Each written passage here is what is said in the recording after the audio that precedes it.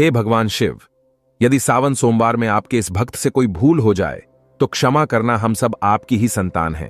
और जो इस वीडियो को लाइक करें उसके दुख दर्द और गरीबी को दूर कर देना। लाइक जरूर करें। सावन की हार्दिक शुभकामनाएं। दोस्तों, सावन सोमवार के पवित्र दिन में यहां पर बांधे एक जोड़ी हरी चूड़ी 24 घंटे के अंदर में देखे चमत्कार। सावन का जो महीना होता है मर्यादा एवं यह भक्ति का महीना होता है, भक्ति का माह होता है। सावन के पूरे महीने पर भगवान भोलेनाथ जी का नियंत्रण माना जाता है। कालों के भी काल कहे जाने वाले महाकाल शिव शंभू को सावन का महीना बहुत ही खूबसूरत लगता है। इस समय सूखे पड़े बंजर, सूखे पड़े बाग खिलखिला उठते हैं। चारों ओर हरियाली ही हरियाली दिखाई होती है। सावन का महीना लड्डू गोपाल श्री कृष्ण को अति प्रिय है। अपने बाल गोपाल रूप में भगवान लड्डू गोपाल वृंदावन में सावन में स्नान अवश्य करने आते हैं। श्री कृष्ण सखियों के साथ मिलकर वर्षा आदि में स्नान करते हैं और नृत्य आदि करते हैं। दोस्तों, ऐसा माना जाता है कि सावन के पूरे महीने भर भगवान भोलेनाथ जी की पूजा पाठ करने से वो शीघ्र ही प्रसन्न होते हैं। सावन का पूरा महीना भगवान भोलेनाथ का प्रिय महीना है। इसकी अनेक पौराणिक कथाएं एवं धार्मिक मान्यताएं भी हैं। दोस्तों, जनसाधारण लोग किसी और महीने में संयम नियम का पालन करें या न करें, लेकिन सावन के महीने में संयम एवं नियम का पालन जरूर करते हैं। सावन में जो लोग व्रत आदि करते हैं तो उन्हें पूरे महीने भर लहसुन प्याज तथा किसी का झूठा भोजन भी नहीं करना चाहिए, क्योंकि इस समय व्रतधारी भगवान शिव की शरण में होता है।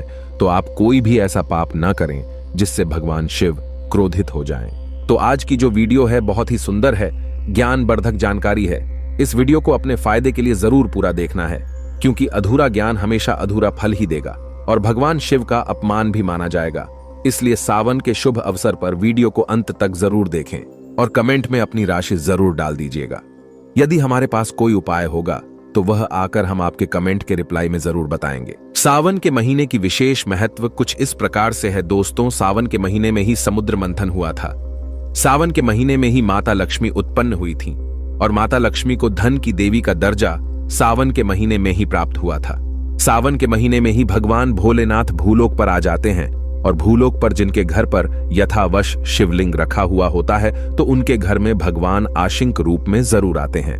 दोस्तों, इस माह में भगवान विष्णु योग निद्रा में चले जाते हैं तो सृष्टि का जो भार होता है वो भगवान भोलेनाथ संभालते हैं। तो आज की जो वीडियो का विषय है बहुत ही सुंदर है कि इस वृक्ष पर बांधे 2 जोड़ा हरी चूड़ी, आपकी हर इच्छा शीघ्र ही पूर्ण होगी। और इस वृक्ष पर सावन में अगर हरी चूड़ी बांधते हैं तो आपकी सभी मनोकामना शीघ्र ही पूर्ण होगी ही होगी और आपका आने वाला समय भी सुगमता पूर्वक से गुजरेगा और कैसी भी आपके जीवन में जो परेशानी चल रही हो वो परेशानी भी समाप्त हो जाएगी। अच्छी चूड़ी सभी समुदाय के लोग पहनते हैं। हिंदू, मुस्लिम, सिख, ईसाई सभी लोग अपने हाथों में चूड़ियां अवश्य धारण करते हैं। कोई इसे बैंगल्स बोलता है तो कोई इसे करें तो कोई इसे चूड़ी आदि बोलता है, लेकिन चूड़ी का महत्व सर्वप्रिय है। देवी देवताओं को अति आकर्षित करने वाली चूड़ियां मानी जाती हैं, खासकर माता रानी जो महिला चूड़ी पहनकर। दोस्तों, अगर आप भी भोलेनाथ के सच्चे भक्त हैं तो कमेंट बॉक्स में ओम नमः शिवाय जरूर लिखना और अगर आप भोलेनाथ से प्यार करते हैं तो एक लाइक जरूर करेंगे।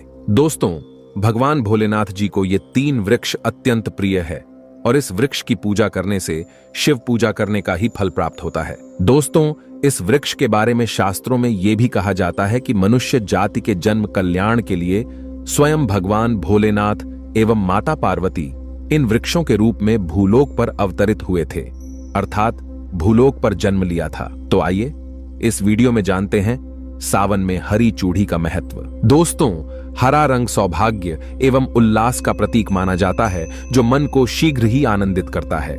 हरा रंग प्रकृति का वो स्वरूप है।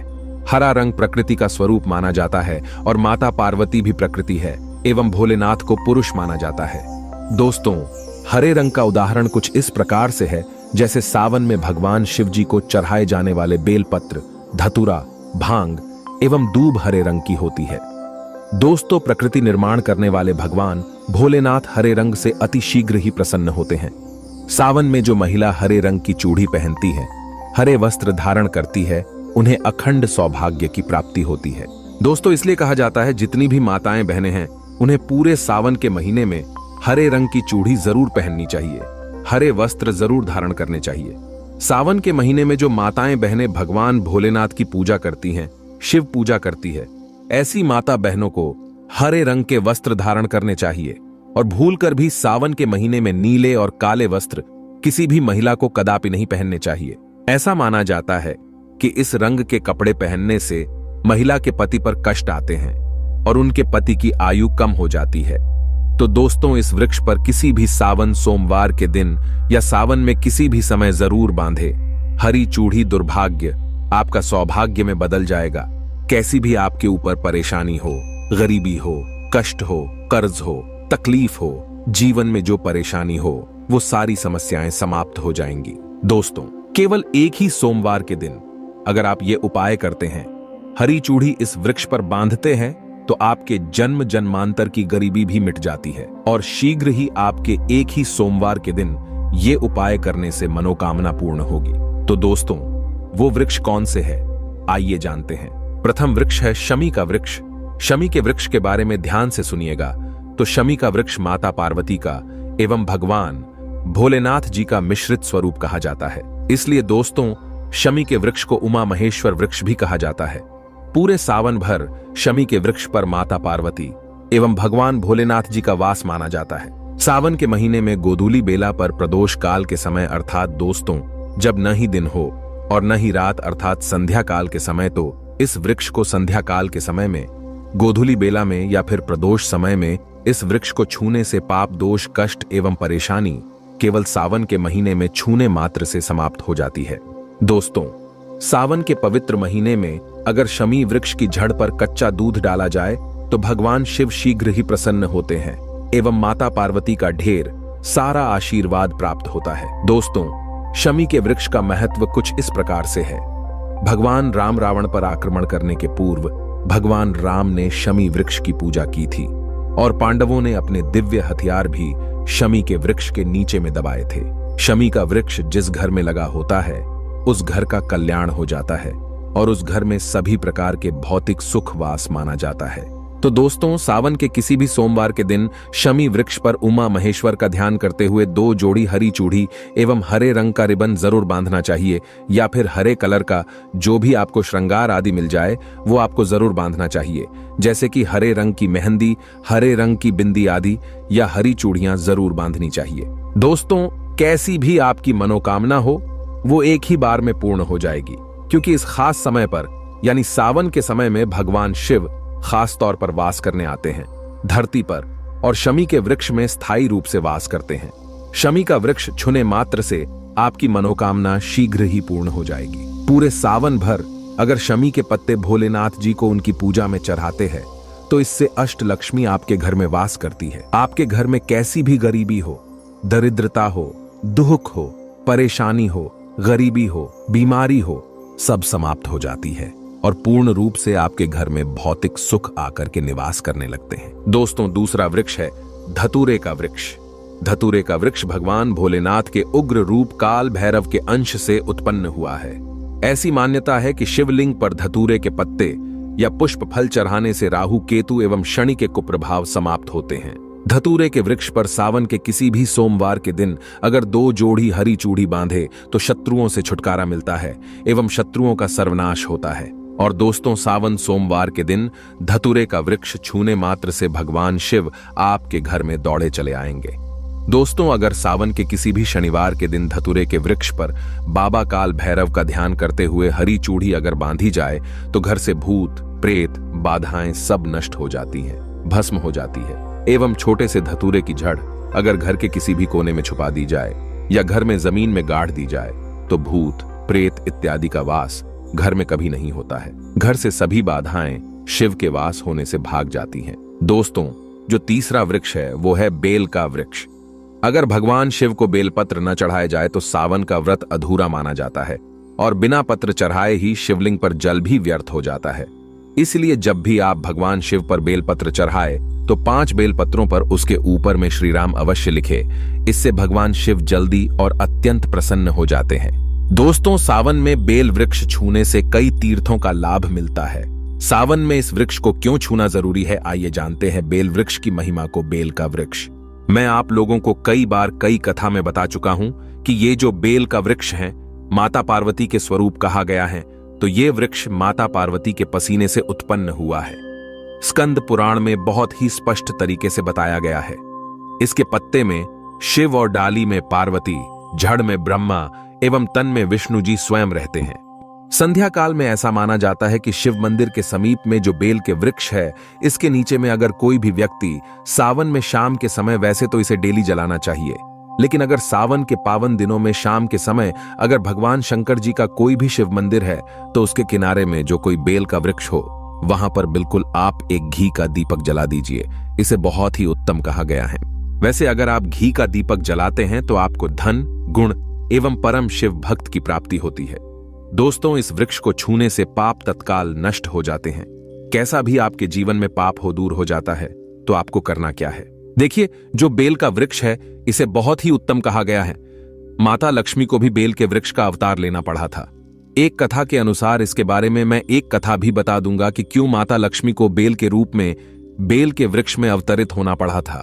मैं इसके बारे में भी एक कथा भी आपको बता दूंगा। तो आपको सावन के पवित्र दिनों में बेल के वृक्ष के नीचे हो सके तो घी का दीपक जरूर जलाएगा। घी का दीपक बहुत ही उत्तम कहा गया है। अन्य वृक्षों को जैसे आपने मक्खन चढ़ाया, बताशे का भोग लगाया, बेल के वृक्ष को माता पार्वती तथा भगवान शंकर का स्वरूप ही कहेंगे। बेल के वृक्ष की जो जड़ होती है, इसके जो मूल भाग होते हैं, इसमें समस्त तीर्थ आकर के निवास करते हैं। इसीलिए सावन के महीने में कहा जाता है, जो लोग अगर तीर्थ धाम नहीं जा सकते, तीर्थों के दर्शन नहीं कर पाते, तो ऐसे व्यक्ति बेल वृक्ष के नीचे में 1 महीने तक घी का दीपक जला लेते हैं तो संपूर्ण जितने भी तीर्थ होते हैं, इसके घूमने का बराबर पुण्य की प्राप्ति होती है।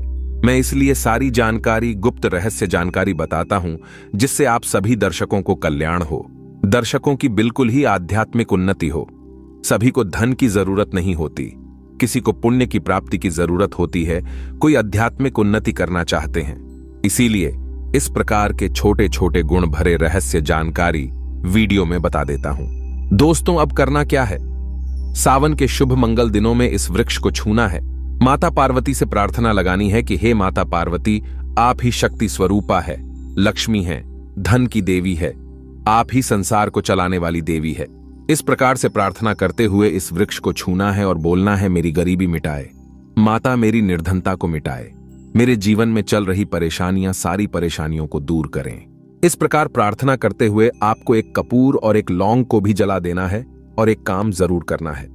जलाने के बाद इस वृक्ष को आपको बोलना है कि मैं भोग स्वरूप आपको धतूरे के पत्ते एवं धतूरे के फल समर्पित कर रहा हूं, आप स्वीकार करें।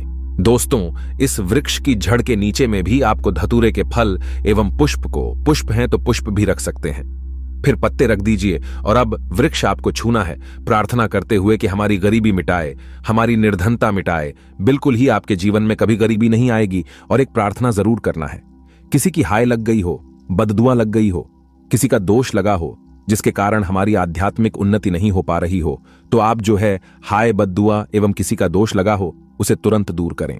शनि, राहु, केतु का अगर दुष्ट प्रभाव लग रहा हो, नवग्रहों में से कोई नवग्रह हमें पीड़ित कर रहा हो, या फिर किसी भी हमारे पूर्वजों द्वारा किसी भी प्रकार का हमें पितृ दोष लगा हो, क्योंकि पितृ दोष लगने के कारण व्यक्ति की आत्मिक उन्नति भी नहीं हो पाती, तो आप बोलना कि समस्त प्रकार के दोषों को आप दूर करें, अपने अंदर में खींच लीजिए और आप हमें दोष मुक्त कर दीजिए। तो इस प्रकार से आपको ये प्रार्थना करनी है। और एक काम आपको जरूर करना चाहिए, आपको सावन के समय धर्म शास्त्रों में कहा गया है, बहुत सारे लोग भी बताते हैं, हमारे गुरुजी भी कहा करते थे, सावन के दिन अगर बेल के वृक्ष की जड़ में मिश्रित युक्त मिश्री, जो मिश्री आती है खड़ी खड़ी, आप सभी दर्शकों को जरूर पता होगी, शक्कर टाइप की होती है, तो आपको मिश्री डाला हुआ दूध अगर आप इनकी जड़ में डालते हैं तो ऐसा कहा गया है कि ऐसा व्यक्ति कभी निर्धन नहीं होता। ऐसे व्यक्ति के जीवन से किसी भी प्रकार से अगर लक्ष्मी रुष्ट हो चुकी हो, ऐसे व्यक्ति पर मां लक्ष्मी भी प्रसन्न होती है। ऐसे व्यक्ति के जीवन में धन का अभाव नहीं होता, ऐसे व्यक्ति फिर निरोग रहते हैं, निरोग काया प्राप्त होती है। आप चाहते हैं तो यही क्रिया नीम के वृक्ष पर भी कर सकते हैं। नीम के वृक्ष पर माता लक्ष्मी निवास करती है, समस्त दैवीय शक्ति निवास करती है। नीम के वृक्ष में अगर आप जो है सावन के शुभ मंगल दिनों में आपको एक गिलास या फिर एक लोटे सामर्थ्य के अनुसार तांबे के लोटे में आपको दूध डाल करके इनके अंदर जो है अभिषेक करना चाहिए, इनकी जड़ में डालना चाहिए। लेकिन आपको मीठा दूध ही डालना है। मिश्री मिला हुआ दूध आपको चढ़ाना है, इनकी जड़ में डालना है और गरीबी मिटाने की प्रार्थना करनी है। या फिर जिन लोगों पे कर्जे का भार है वो लोग बोल सकते हैं कि हमारे कर्जे का भार दूर हो। या फिर जीवन में जो किसी भी प्रकार की जो परेशानी है वो परेशानी भी बोल देना। वो परेशानी तत्काल ये वृक्ष समाप्त करते हैं और आपको इसे छू करके आ जाना है। दोस्तों, सावन में आप इन वृक्षों को जरूर छुएं, आपका कायाकल्प हो जाएगा।